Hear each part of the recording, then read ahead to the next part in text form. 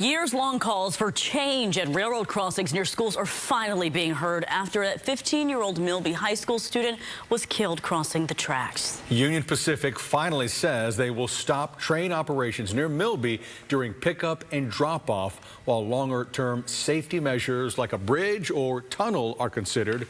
But Milby isn't the only school being impacted by trains. HISD says there are 8 other schools where trains pose a substantial threat, and 2 of those schools, Cook Elementary and Kashmir High, are within eyesight of each other but separated by train tracks. ABC 13's Liliana Pearson is live for us between the 2 schools. Liliana, are we expecting Union Pacific to adjust train operations here as well? I reached out to them and I asked them that question, but I have not heard back from them today. People I have talked to, they say it is not right that it took a student dying for change to finally happen at Milby High School. And with no response back from Union Pacific, families now worry the same thing will happen here. Rico Paul is a product of Northeast Houston, and now he's pouring back into his community as a driving instructor. Many of his students attend nearby Kashmir High.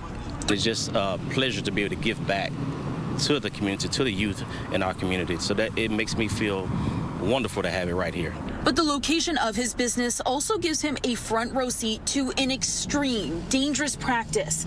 Cook Elementary and Kashmir High students crawling under stalled trains. Every day I see it, and I see the actual crawling under and going over when the train stops here for about 10 minutes, sometimes even 30 minutes. This is how 15-year-old Milby High student Sergio Rodriguez died 2 weeks ago. It's an issue that has concerned community members around Houston for years. Now Union Pacific announced they'll be halting train operations during pickup and drop-off to make Milby safer. But HISD released a list of 9 schools that are highly impacted by trains. Cook and Kashmir are on that list. We asked Union Pacific what they'll do to improve safety at those schools. They have not responded. I'm tired of people having to pass away for them to fix issues. Sabat Moore is the elected HISD trustee for District 2. He called back to the death of beloved Kashmir High teacher Johnny Harris, who was hit by an Amtrak train and died in 2016 at this crossing.